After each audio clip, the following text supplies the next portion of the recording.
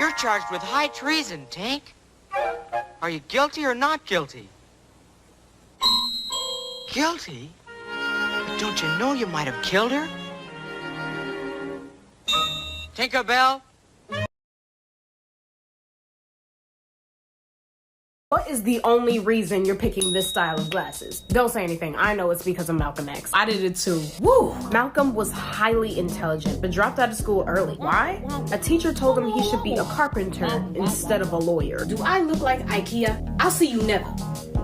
After being arrested for theft as a young man, he converted to the Nation of Islam in prison and used the institution's libraries, debate classes, and the community of Islam to sharpen his education. After he got out of prison, he became a national representative of the Nation of Islam and took a more radical approach to the civil rights movement. Basically, go ahead and do what you need to do, them white people. But what makes Malcolm stand out from all the other civil rights leaders? Malcolm focused heavily on Black identity. He taught about Black people's self-hate, how to overcome it, and how to use that to have power within ourselves. Bonus fact, bro, he is a big reason we say Black people as opposed to colored people or Negro now.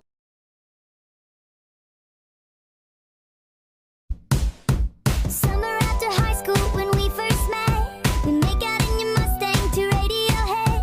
And on my 18th birthday, we got matching tattoos. Used to steal your parents' liquor and climb to the roof.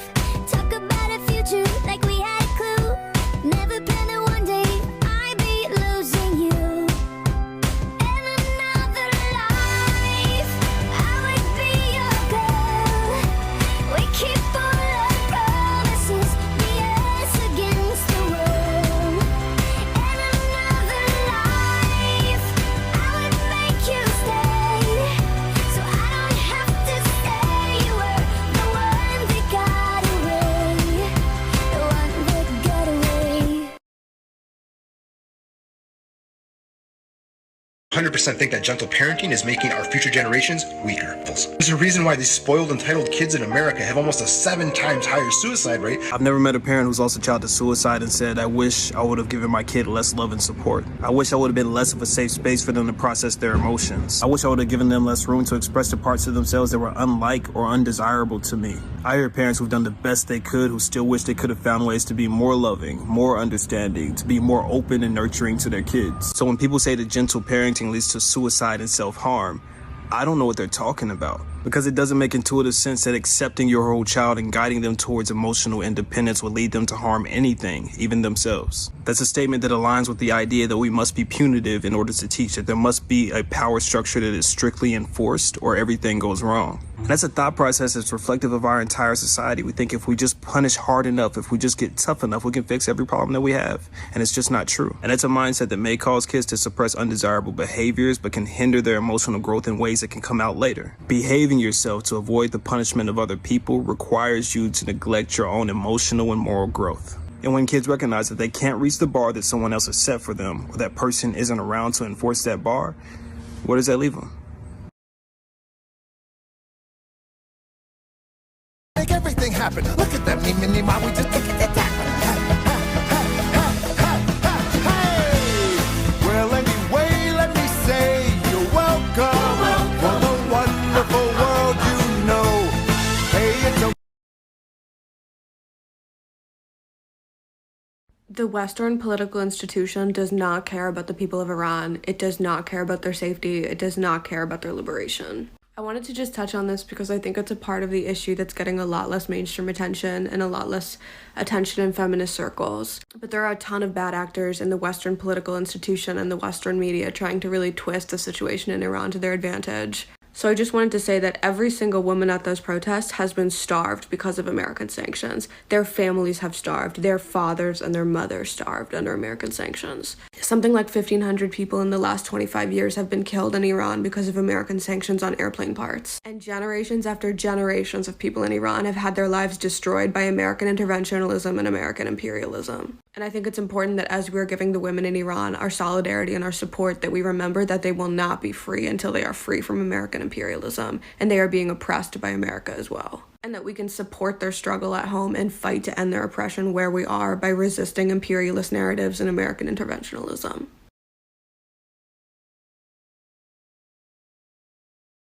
If you're 200 plus pounds and queer, show me you're 200 plus pounds and queer. I want my For You page like I like my For You page. Fabulous, fat, and freaky.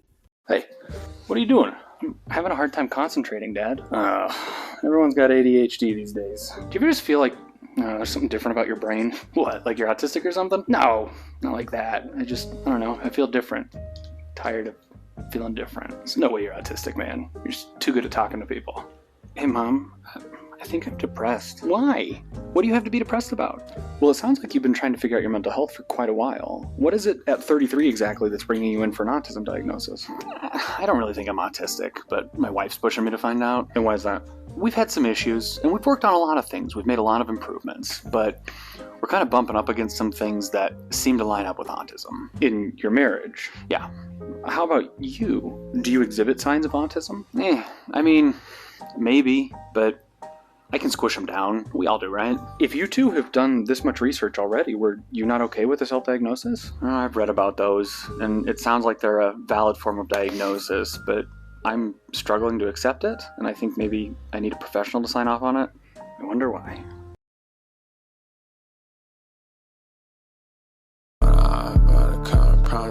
Speak up when I hop about to cut, I promise I'm gonna speak up when I hop about to cut, I promise I'm gonna speak up when I hop about to cut, I promise I'm gonna make a scene, got lights.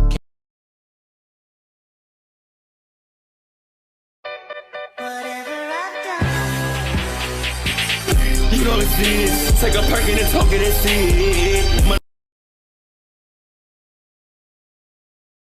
Instead of jumping right into discipline, I give my kids a chance to rewind and try again. Say I ask my kids to do something or give them instructions and they don't respond well, like immediate attitude or tantrum or whatever the case may be. I give them a second chance to cool down and try again. The other day, my kids are on their games and I said, set a 5-minute timer. We're doing a screen break soon, which is usually met with, okay, Mom. But not that day. My littlest daughter got real mad real fast. She threw a whole fit about it. I was like, whoa, pause. And she did. And I said, I hear you're mad, baby doll, but do you think this is gonna work for you? Because I don't respond well to this. Do you think you got some other options like talking to me? She laughed and said yeah. So I said, all right, let's do a rewind and restart. So we both pretended to rewind and I said, hey, set a 5-minute timer because we're going to do a screen break. And she said, I just started this round in my game and I really want to get this achievement, but it's going to take me longer than 5 minutes. I was like, that sounds frustrating. How long do you think it would take you to finish? And she said, not that long, but more than 5 minutes. I said, okay, how about this? You can play one more round and whether you get the achievement or not, you turn the game off after. And she said, okay, thank you. I said, thank you for communicating. I'm glad we could find a compromise. By giving her a chance to start over, I gave her a chance to move past that initial impulsive reaction and move into all the communication skills we've been working on. And she did great.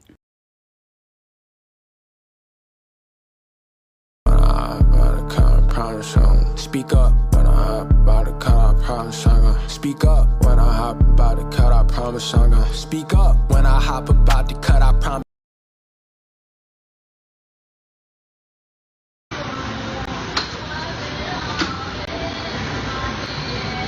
In 2011, Taco Bell was being sued over findings that there was only 35% beef in the meat that they use, and Taco Bell refuted that lawsuit by saying that there was actually 88% beef in their meat, which isn't great. I mean, if I gave you a bowl of rice and I told you that it was 88% rice, some of them shits are roach eggs.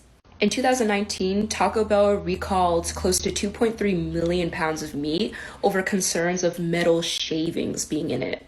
And, you know, you still shouldn't be handling food and then using your phone and whatever, but, you know, it's kind of the least of your concerns.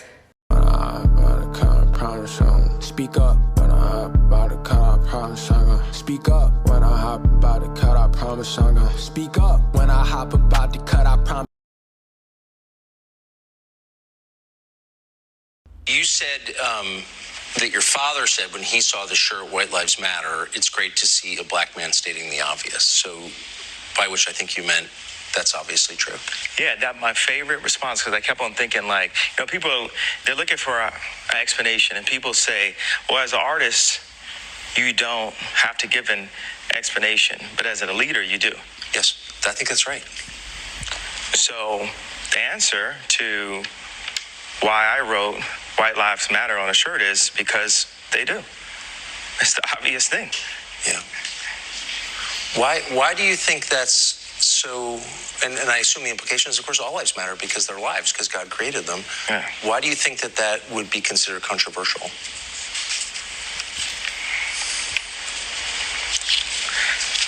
Because the same people that have stripped us of our identity and labeled us as a color have told us what it means to be black.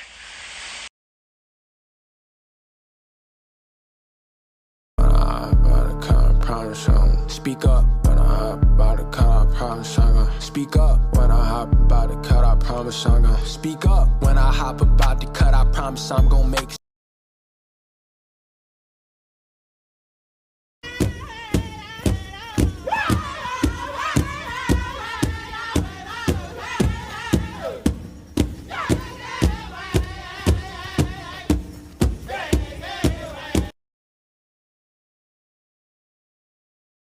Like bread review time. In my time of posting on TikTok, I found this very funny archetype of internet troll that makes me laugh every time I see them. Yeah, they say these horrible shithead conservative talking points, but when you dive into their bio, it says something like, if you block me, I win. Or that sentiment in a different phrase. Buddy, you spend your free time arguing with people in comment sections when you could be attempting to get touched romantically. Winning is not in your lexicon. It does not properly describe the condition of your life. The difference here is that these people who you're arguing with might be negatively affected by your bullshit, but they also have friends who are negatively affected by what you say. I'm genuinely concerned you don't see the correlation, or you don't notice this alienation from people in which you are stoking. Anyways, I hope the chicken tendies your mom made you for lunch are bussin'. I want to eat that.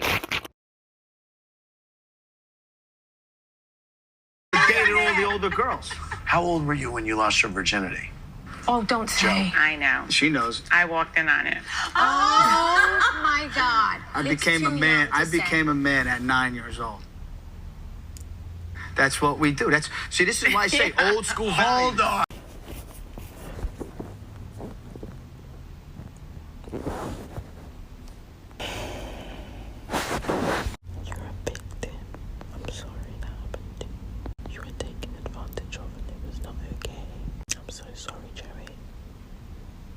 Toxic masculinity will not allow you to acknowledge that that was not acceptable. So you must cover it with hypermasculinity.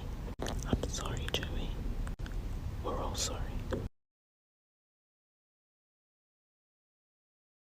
Hello, and welcome back to Spite and History, also known as Things the Bad Mustache Man Hated That I, as a Jewish woman, continue to do out of spite. And today we're continuing on with talking about companies that you might not have known were collaborators with the Not-So-Nice Party. Today we're talking about IG Farben.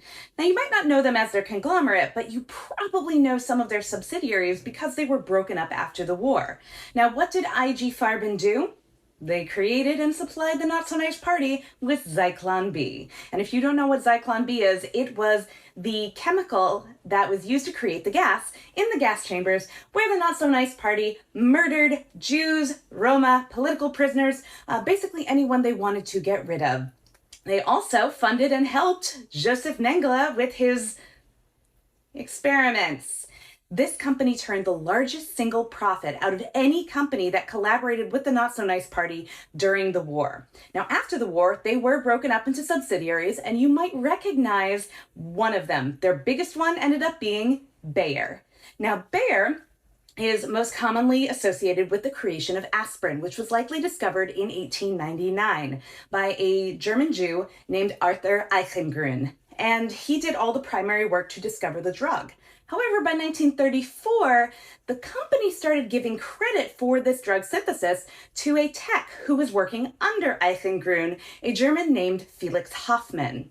Now, Eichengrün could not push back on this because by this point, Jews were starting to be pushed out of professions. They were starting to get all of their contributions taken away. And by the late 1940s, Eichengrün was held in Theresienstadt concentration camp. Now, by 1949, once he had been liberated, he published his own findings on aspirin, saying that Hoffmann actually made the drug under his direction as the tech, and Eichengrün had done all the work. Unfortunately, about a month after publishing these findings, he passed away, and Bayer has refused to change their story. So, to this time, do I buy Bayer? No, I buy ibuprofen. Good morning! Finally, some good news! President Dark Brandon is evolving into Dank Brandon and issuing a full, complete, and unconditional pardon to all current U.S. citizens and lawful permanent residents who committed the offense of simple possession of marijuana in violation of the Controlled Substances Act. At the same time, he's directing the Attorney General to reschedule marijuana from its current Schedule 1 rating, opening a pathway for nationwide decriminalization on the federal level. But this actually goes even further by finally acknowledging that marijuana laws were intentionally designed to create the foundation for a racist police state to imprison almost exclusively BIPOC and poor people based on zero evidence, because corrupt cops could just say that they smelled it, allowing you to be imprisoned and forced into modern-day slavery that generates millions of dollars in profit for the exact same people and their children who created the foundation of this racist police state to begin with. Since 1965, nearly 29 million Americans have been arrested for marijuana. Even today, in states like South Carolina, black people are 3.5 times more likely than white people to be arrested for weed possession, and again, that's not changing. What needs to happen is total legalization, and not just because 60% of Americans support it and 90% support medical decriminalization, but because classifying marijuana like alcohol, for example, would provide for substantially better treatment resources and less draconian laws around substance abuse while stripping cops of their most effective tool to brutalize underprivileged communities. Today we'll learn about Christopher Columbus, the heroic explorer who discovered America and proved the Earth was round. I'm really sorry, Miss Dazzle, but Columbus never set foot in America. Of all the modern-day countries Columbus made it to, like Cuba, Haiti, and the Dominican Republic, none of them were in the United States. Okay, fine. Then Columbus discovered Haiti and the Dominican Republic. Sure he did, if you don't count the 250,000 Taino people that live there already. The Taino treated Columbus and his crew with the utmost hospitality. Hug? We need reinforcements! Columbus repaid their kindness by returning with 17 ships and 1,200 men so he could enslave the Taino and steal their gold. There was only one problem. They didn't have any. You! Gold! Now! Oh, I want to help, but what is gold? This infuriated Columbus, and soon he and his crew began to slaughter them. I can't believe it. I had no clue that Columbus was this cruel. But after this, he must have gone on to do great things. Nope, this was literally all he did. He didn't discover America, and he didn't prove the Earth was round. He just bounced around the Caribbean, slaughtered a bunch of innocent people, and died thinking he had made it to India. Hashtag no regrets.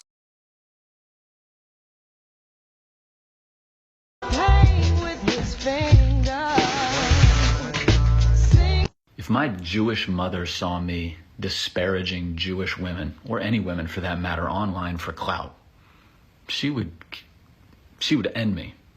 That'd be it. And look, plenty of you are gonna say, hey, sit this one out. It's none of your business how black men talk to black women. You're right, I'm not tone policing this guy. But I am particularly disturbed by this video because black women, dark-skinned black women in particular, are probably the most patient people on this planet because they themselves are the victims of more violence and vitriol than any other group ever. So yeah, to hear that they're being labeled as innately violent by a black man might be especially hurtful. But again, I know this isn't my business, and I'm not going to tone police this man, but I do wonder what his black mother thinks about this shit.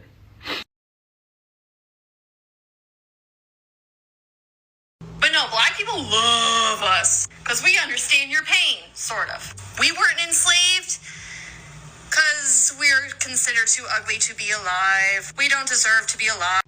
I truly need to know what was going through this woman's head before she made this video and why she thought that anything that she was saying was like remotely okay.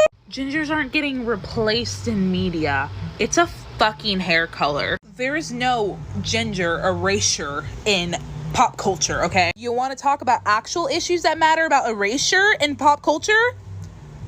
Let's look at that shit. Black people do not love gingers because you understand our struggle. Truly, I would love for you to sit here and tell me how your struggle with being a ginger equates to racism. I'll wait. And for you to say that you weren't enslaved because you were ginger? You probably weren't enslaved because you're white. Like, I don't understand. Anyway, Miss Girl, be fucking for real. Cause, come on. I want to read you some statements written by non-speaking autistic people on their thoughts about ABA. When speaking autistic people like me criticize ABA, we are often met with a response like, well, you're high functioning, so it's different. My loved one, my son, brother, whatever, is nonverbal, low functioning, severe autism, and some people, they need ABA. They need to learn these things. There's often an assumption that we have to guess what non-speaking people think. For a lot of parents, especially, the stereotypical autism mom will say, well, my kid doesn't speak, so I have to be his voice. But while non-speaking and speaking autistic people alike may sometimes need people to help advocate for them, we don't have to take parents' word for it on what non-speaking people have to say about ABA, how it affects them, what they think. There are non-speaking autistic people on this app. You can find them and follow them. I do. And there is a lot of writing on the internet. This will be a series. I will post the link to my source in the comments. You can read it for yourself. This first one is by Ido Kedar, a non-speaking autistic person who also has written a book called Ido in Autism Land, which is really good, and I recommend it. 40 hours a week of touching flashcards won't help a toddler who may have an inability to focus visually or hear speech distinctly in a sea of sounds, or be able to move the way he wants, to gain the sensory control or muscle control he needs to be able to communicate or show his intelligence. That's because ABA believes autism is a severe learning disability that is treated by drills, rewards, and baby talk. This makes recognition of the motor challenges nearly impossible because all the data from the child's success in performing the drills is interpreted as a measure of how much the child understands speech and not of whether the child can get his body to move correctly. Therefore, if a child is told to jump and he doesn't jump because he can't get his body to move at that moment in that way, his failure is chalked up to a lack of understanding of the word jump, even if he damn well understands the word jump and everything else. To interpret data solely based on the belief that a person's actions are an accurate reflection of their comprehension of speech leaves out the possibility of helping this motor-trapped person address his real needs. Once again, that's by Ido Kedar. That's someone who is regarded as low functioning.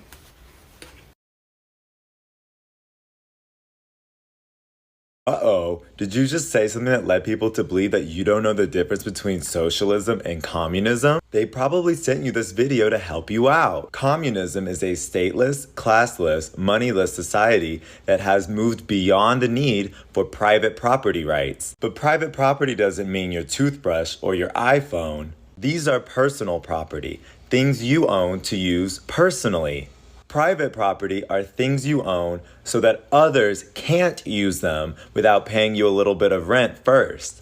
This includes housing you don't live in as a landlord, a factory you don't work in as a business owner, or natural resources that should be managed collectively. Our current capitalist system has a cycle where the people who own the most of this are able to afford to hoard more of it. A socialist economy is one that breaks this cycle in a way that moves us toward communism. Hey, quick question. What do I do when the building's on fire? Chances are you have no idea and you've never thought about that before, so let me explain. The elevators don't work, so either you figure out some way to get down those stairs or you went into the stairwell and hope that the firefighters get to you in time. I have a question for abled people. Why do you hate us so much? What did disabled people ever do to you? I was just getting some groceries, and on my way home, someone tried to purposely hit me with their car. Because I'm in a wheelchair, people can't see me as easily, so I always wait until the crossing sign says I can go across the street, and every single car around me has stopped completely. This car had a red light, but I guess they wanted to turn right, which you can do legally, unless someone's in the middle of the fucking crosswalk. As soon as I was in the crosswalk, they jerked their car to the side to try and swerve into me, and the group inside the car started laughing. My wheelchair only goes so fast, I can't get out of the way of cars. If they hadn't have just been fooling around, I could have died. What's funny about that?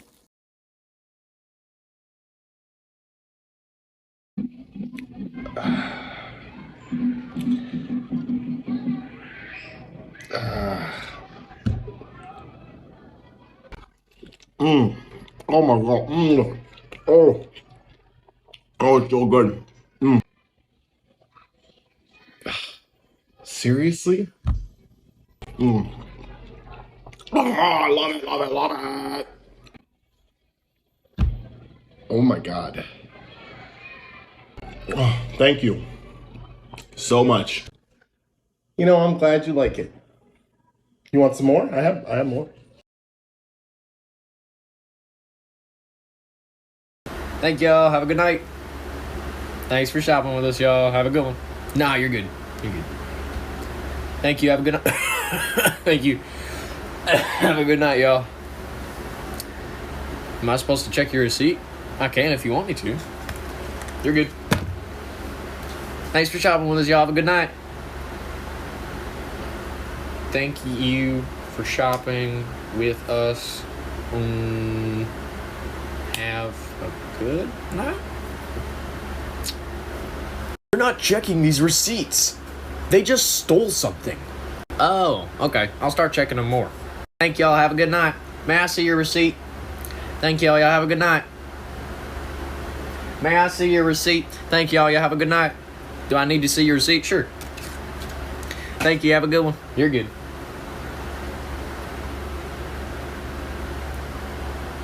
May I see your receipt?